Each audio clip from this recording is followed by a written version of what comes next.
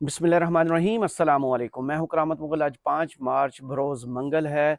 इंतहाई अहम मामलात पाकिस्तान में चल रहे हैं जिन पर बात करना बहुत ज़रूरी है। एक तो ये कि मफाहमत की बात पीटीआई के किस जो है लीडर ने की और उसका जवाब जो है वो अली अमीन गंडापुर साहब को डयाला जेल के बाहर आके देना पड़ा।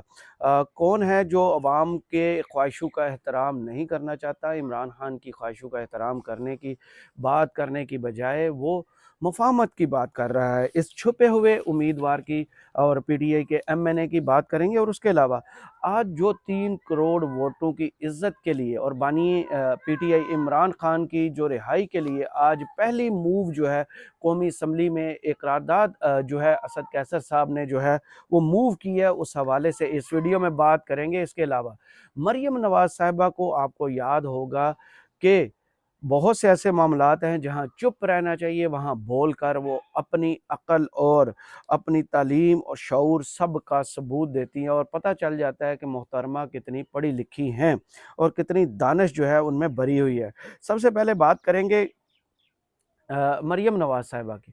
मरियम नवाज़ साहिबा अगर आप गौर से इनकी ज़िंदगी का जायज़ा लें तो ये हर वो काम करने की कोशिश करती हैं जो इमरान खान करते हैं। इमरान खान एवें नहीं इनके बारे में कहते हैं कि ये हमारी 12वीं खिलाड़ी हैं, और जो काम भी करती हैं उसके लिए अक्ल चाहिए होती है, लेकिन मामलात उल्टे पड़ जाते हैं और इज़्ज़त की बजाय रुसवाई गले पड़ जाती है।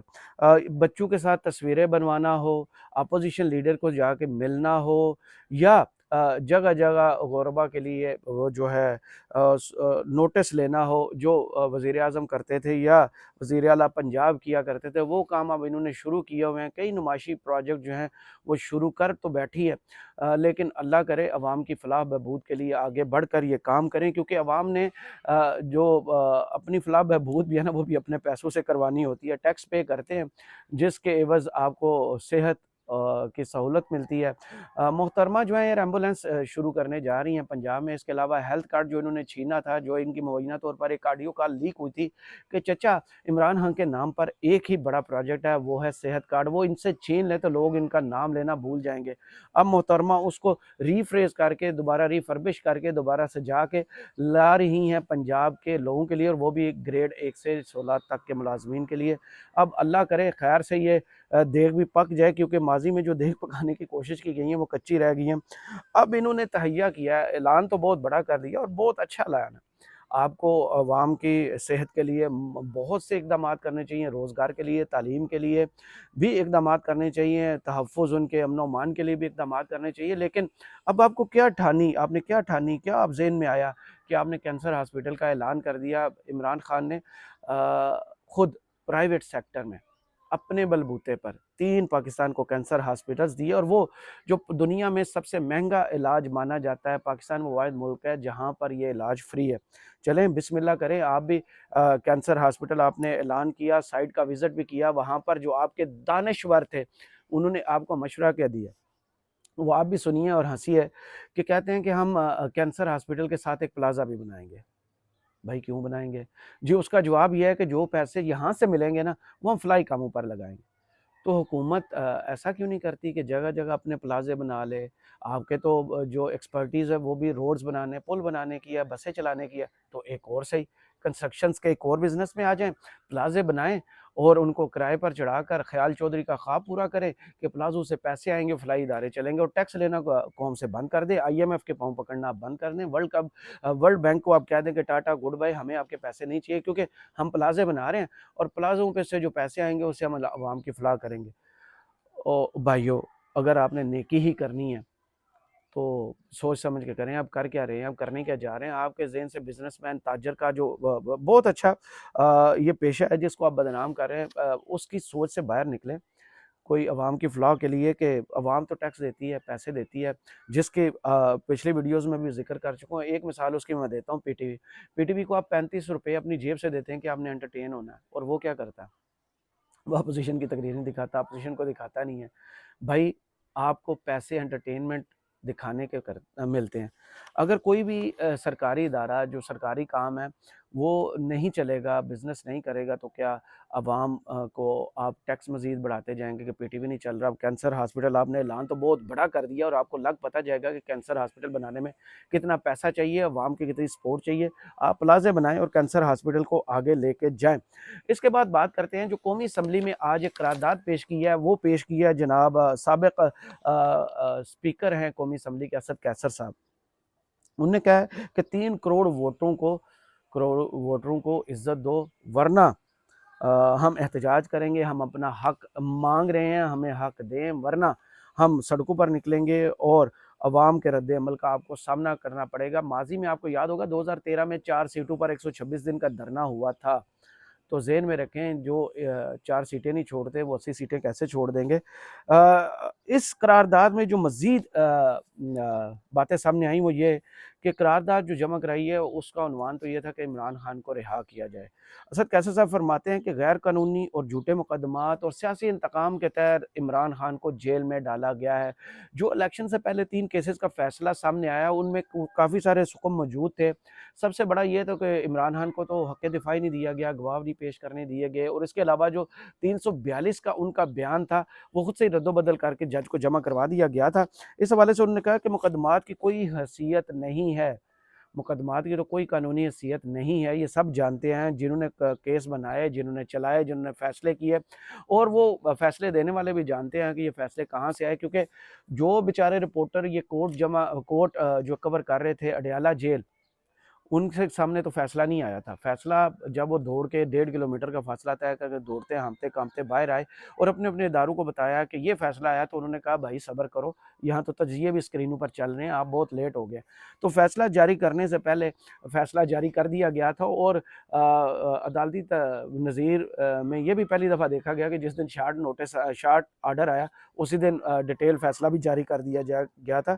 تو وہی بات، نقل کے لیے عقل کی ضرورت ہوتی ہے۔ انہوں نے کہا کہ قانون کا غلط استعمال کیا گیا ہے، عمران خان کو جو سزائیں دی گئی ہیں 9 مئی کی ہم سب مذمت کرتے ہیں، پوری قوم مذمت کرتی ہے، جو مذمت نہیں کرتے اور جو اس میں انوالو ہیں جوڈیشل کمیشن بنائیں، ان ذمہ داروں کو پکڑیں کہ اصل ذمہ دار کون ہے جس نے 9 مئی کے واقعات کیے، اور کون ہے جس نے اس پر عمل کیا اور اداروں پر اور بلڈنگز پر حملہ کیا۔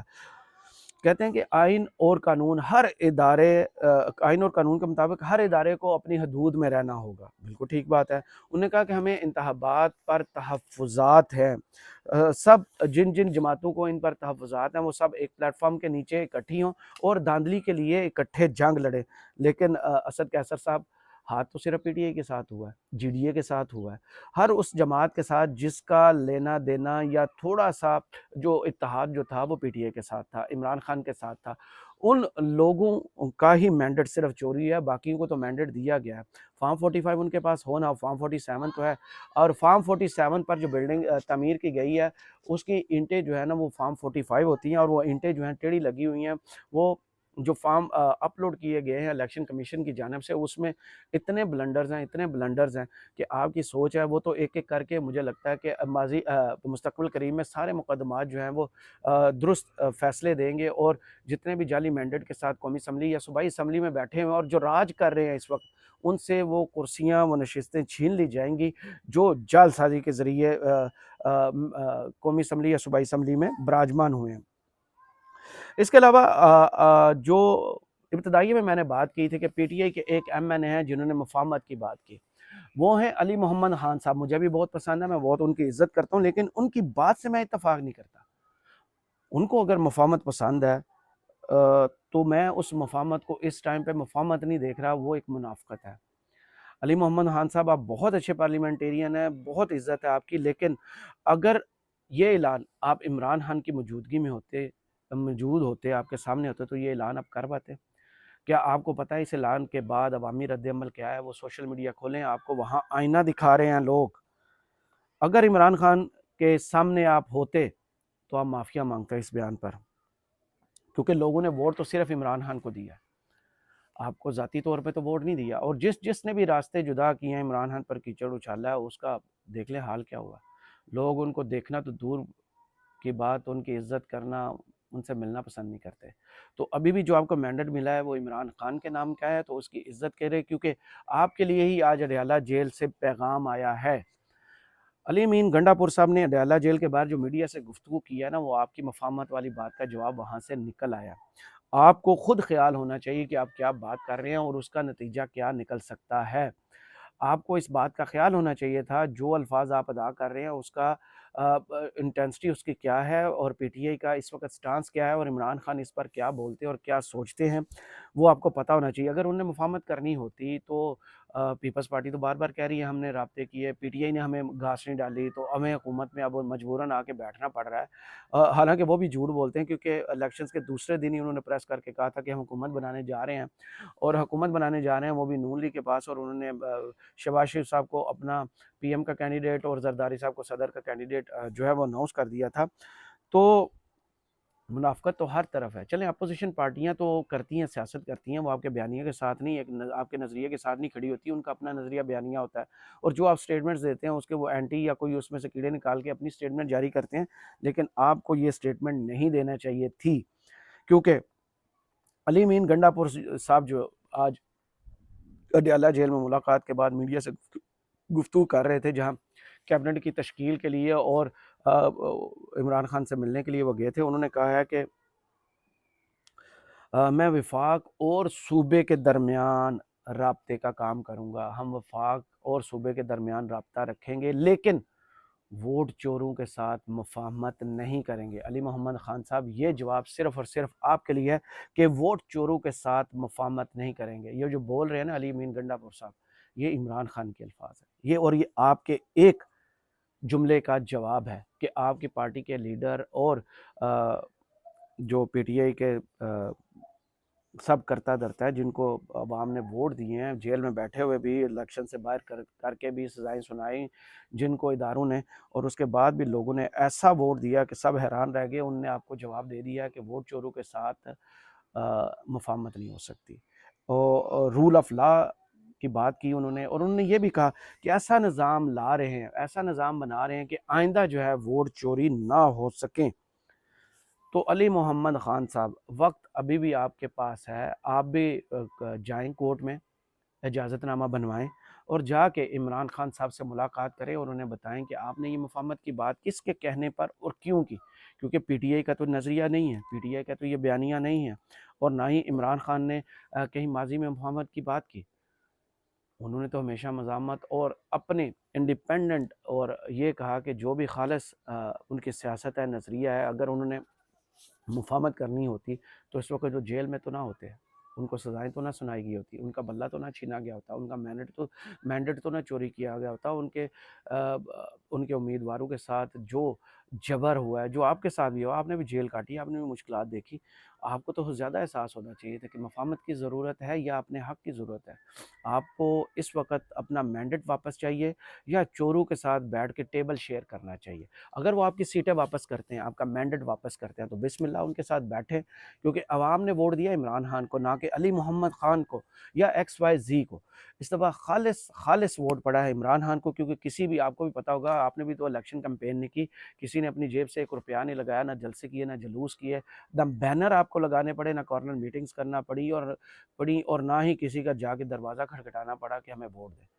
अवाम तो इस दफ़ा कैंडिडेट्स को ढूंढ रही थी, उम्मीदवारों को ढूंढ रही थी, उनके निशानात याद कर रही थी, और जहन बनाकर बैठी हुई कि जब भी उनके सामने बैलेट पेपर आएगा वो मोहर लगाएंगे और वोट देंगे इमरान खान को।